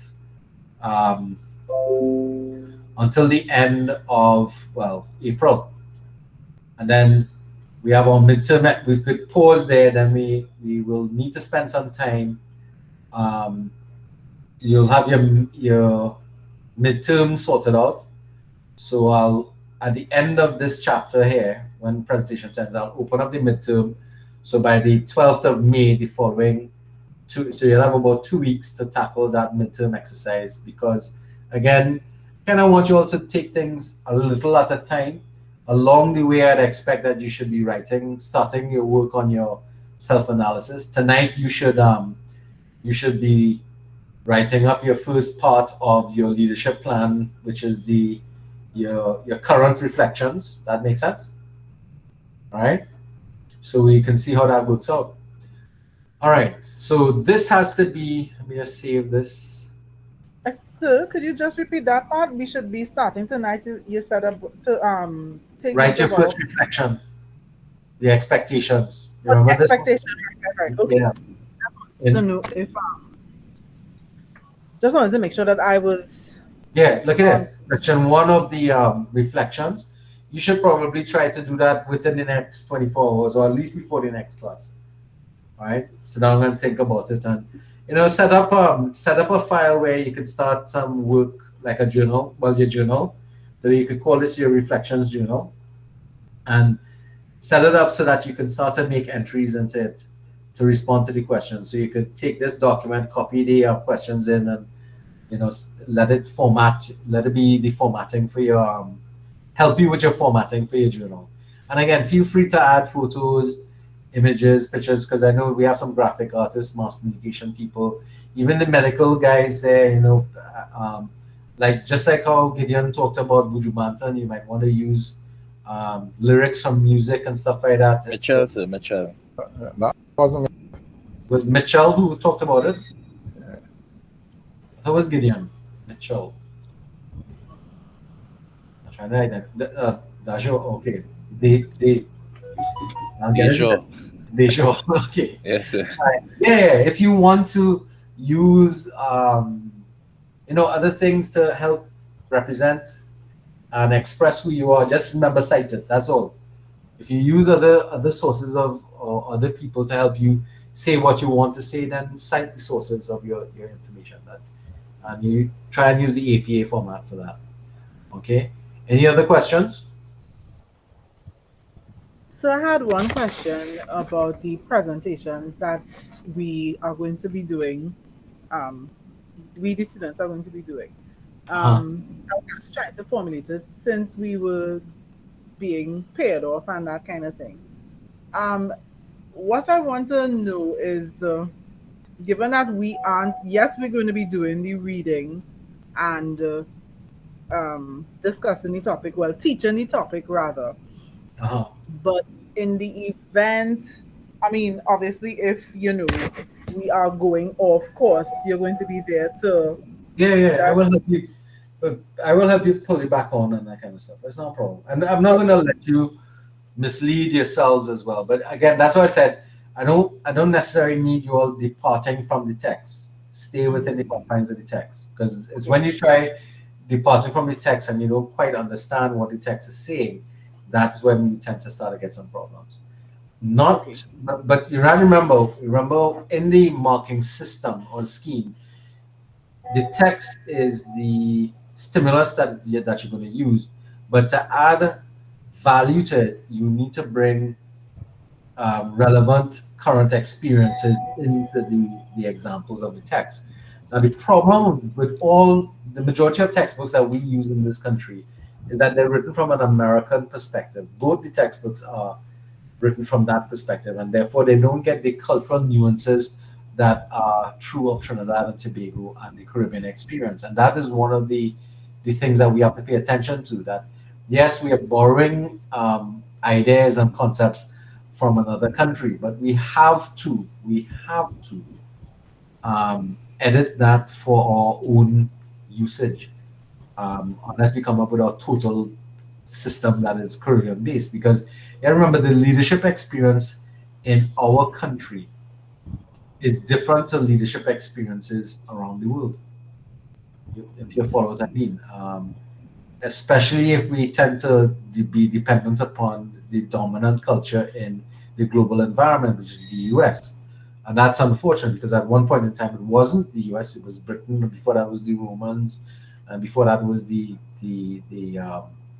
if anybody here is a history buff, just likes to look at stuff out of History Channel and stuff like that. No? Okay. Yes, sir. Yeah.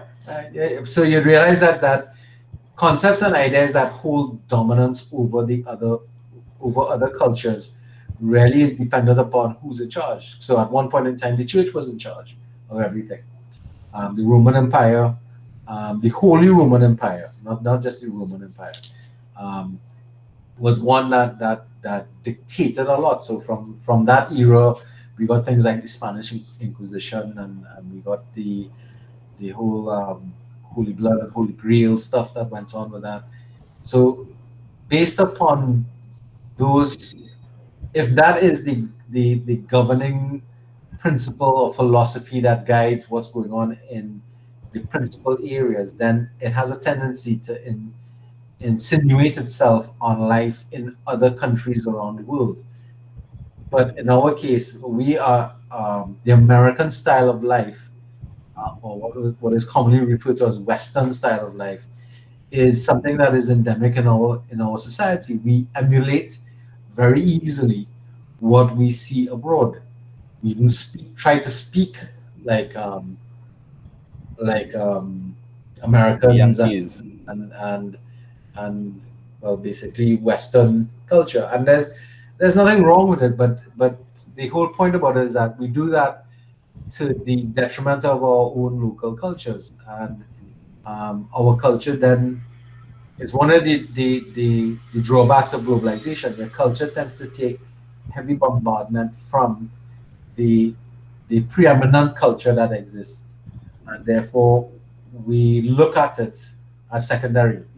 I remember growing up, and most of my life, early life, was influenced by Sesame Street, because that was the primary source of information that came from the television. But back in my days, television wasn't such a big thing, because back in my days, TV used to sign off. Let's put it that way. I don't think that's something that a lot of you all can remember.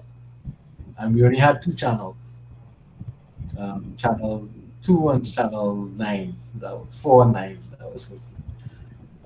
Any of you all remember that from that era? No? I think my dad told me he experienced that kind of thing too also. Right. Well, I'm probably in your father. I'm from that era too. You that old, Mr. Bryce? Yes, I closer to retirement than Okay, all right. Yeah. I can't tell from your voice. So you sound very young, I must say. Well, I work with young people, so they keep me young. Well, I have to say the same too. Young people keep you young. Get that, guys.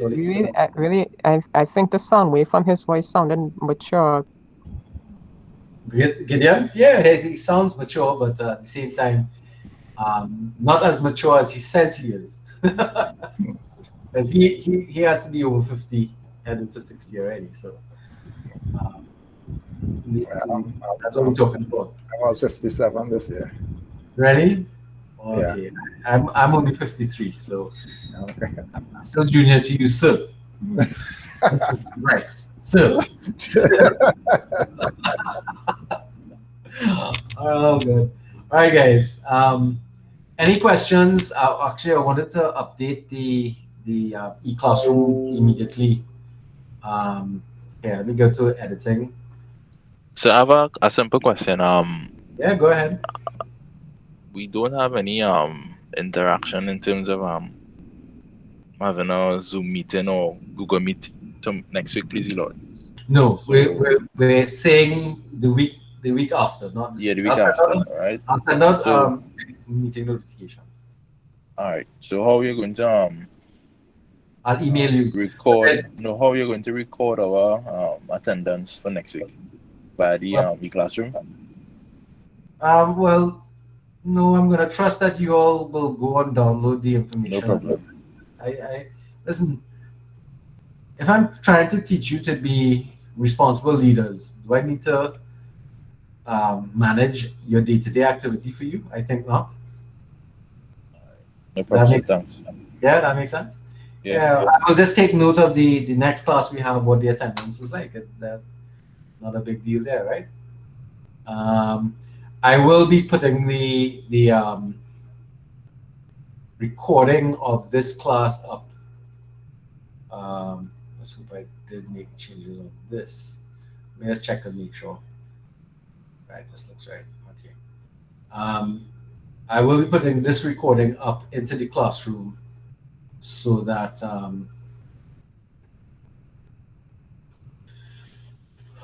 All right. So this has now been updated with the latest version, so you can delete the one you had before and get this one now, which will have all of the decisions that we just made in terms of our planning. All right. So next week we won't meet unless, of course, you all want to. By that time, or by later tonight, or maybe tomorrow, Miss Warwood would set up the group chat, and Yes, I that will way. do it tonight. All right. What I will do is I will send a meeting invitation for not next week, the week after, um, via email, and I will WhatsApp it as well. So our next meeting is tentatively for the 17th of March, right? Yes? Yes, sir. So it won't be next week. Not next week. We'll skip a week and then come on the other one. It'll give you guys some time to go through the material, and when we get together on that week, we'll have some discussions about the material. That's the plan. Go through the material from chapters 1 to 3, and when we get together on on the 17th, we'll have a discussion and see how that goes, and see if we need to have a follow-up session to complete our discussions and explanations, so that we can get a better idea of what that whole leadership plan is all about, the leadership direction that we're looking at, the model. Um, um, be prepared for you to be taking control of the class, because again, as Gideon talked about, it's about me facilitating you, but you have to do the work to be able to facilitate, for me to be able to do this facilitation. So you're required to do a fair amount of reading. Fortunately, it's in the form of a PowerPoint, so it's more points that I'm trying to make. So you don't have to go and read the text. If you do want to investigate the text, you have the textbook, you can read the chapters. There's also the audio versions available on YouTube, that you can go to and listen to it. So you can, in fact, while you're doing other things, you can put it on your phone and listen to it. If you have a smartphone on the internet, you can listen to the chapter being read to you by somebody. And that way, you can kind of listen to it and observe it, absorb some of the material, so that it can pay attention to you. That helps. That's an option for some people. So you might be at work and you could plug in and listen to it. Yeah, that's definitely an option. Because I Yes, think I tend to learn and retain better by listening. Okay. So again, when for those people who did the first year course, they would have done their learning styles as evaluation and assessment, and they may have come across as well. I think one of the persons was Megan. Was it you who just did that course? Megan Wilson. So you can repeat that, please. Were you one of the persons who just did the first year experience course? Yes, sir. Right. What learning style did you find out that you were? I'm more of a visual learner. Right. So then looking at the PowerPoint might be useful for you. Yeah. Yeah. So I try to put some images and stuff in it, some pictures and things. So hopefully it might appeal to you, but it's a lot more words. All right. Unfortunately, because the nature of that course is very, as I said, the nature of the chapters is very intense, because in those chapters they do three things. They kind of lay out the premise on where they're going with this course and why they're doing it. The second chapter reviews the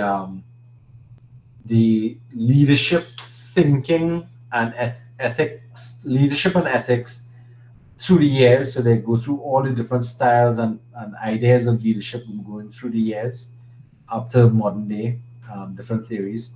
And then chapter 3 focuses on outlining the leadership model that we're looking at in this particular course. And the leadership model is actually referred to as the RLM, relational leadership model. That's the name of the model we're looking at. So you're going to see that phrase a lot, the relational leadership model, and how it's going to be developed and that type of stuff. So as you do each of the chapters, it builds on one upon the next in terms of building the skills and ideas for it. All right. So any other questions? I'm going to stop presenting now.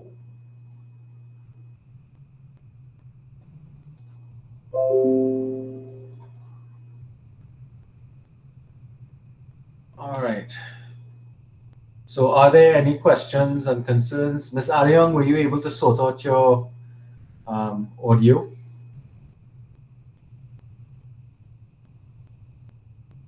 No? Maybe? I guess not.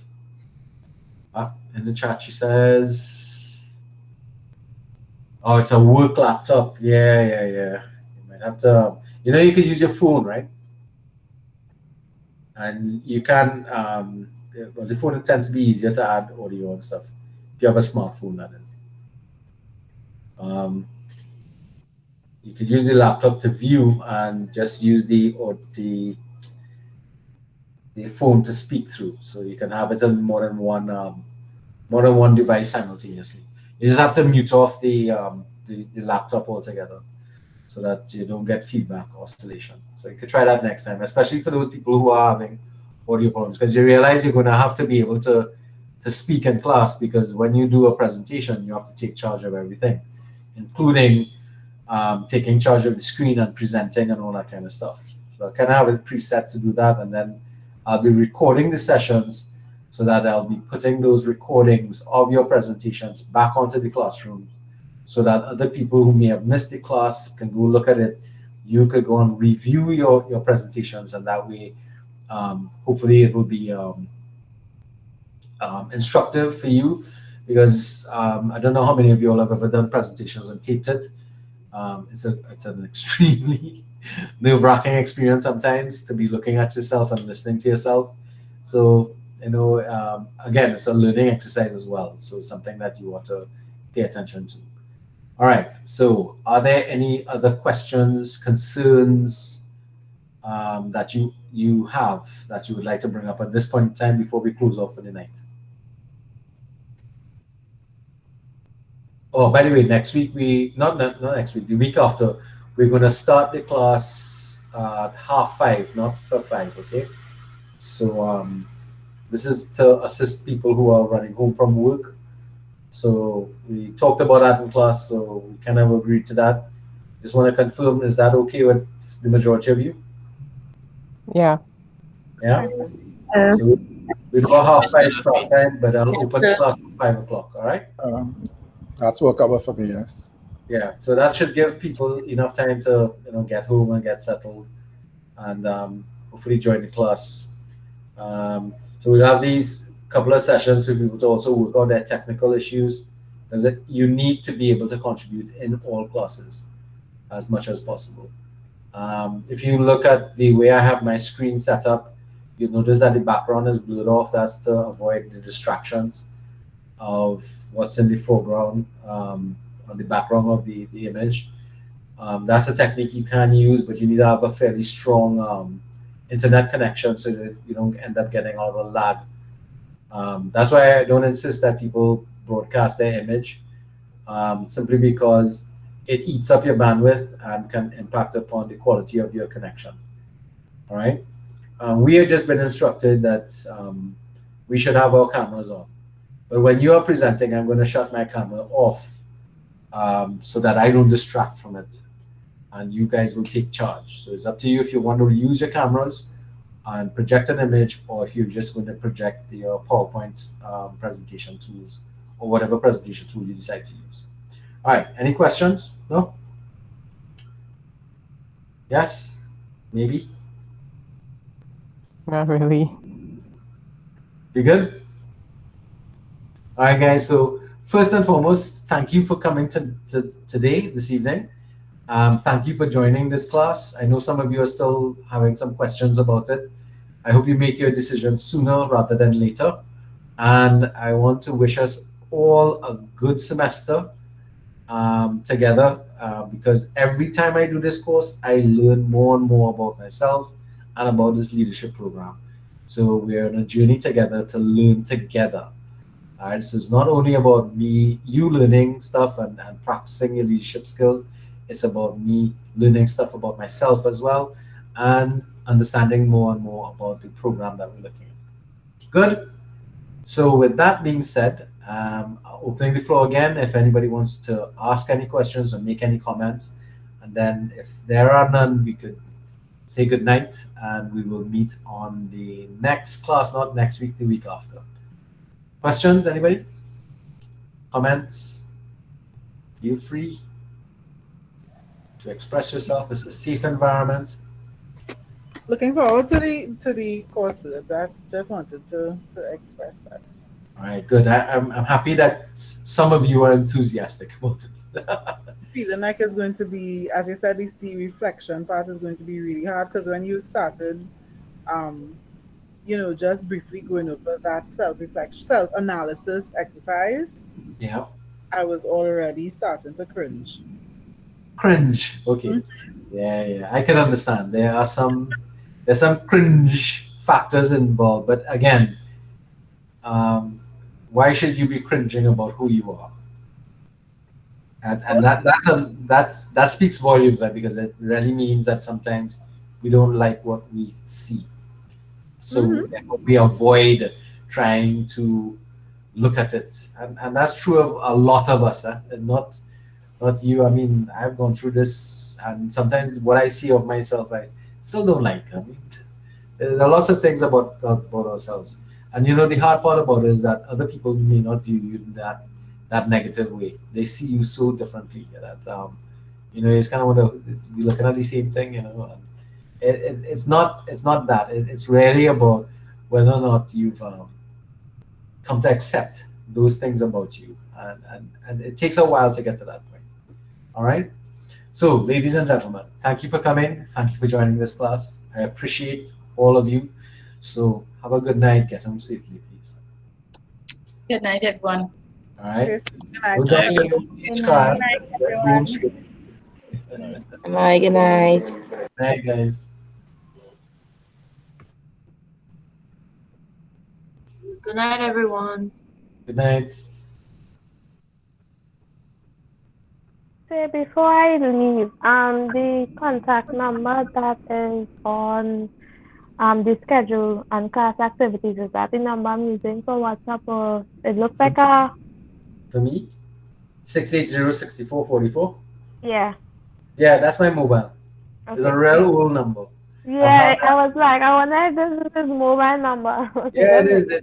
That's a mobile I've had since I was in since the 90s. I've had a mobile phone. All right. When Okay. mobiles first came out, I got one then. All right. So thank you for doing all that work, though. I really That's appreciate no it. problem. Thank you very much. No problem at all. Okay. Enjoy your night. You too. Be safe. See you all next week. Bye, Alicia.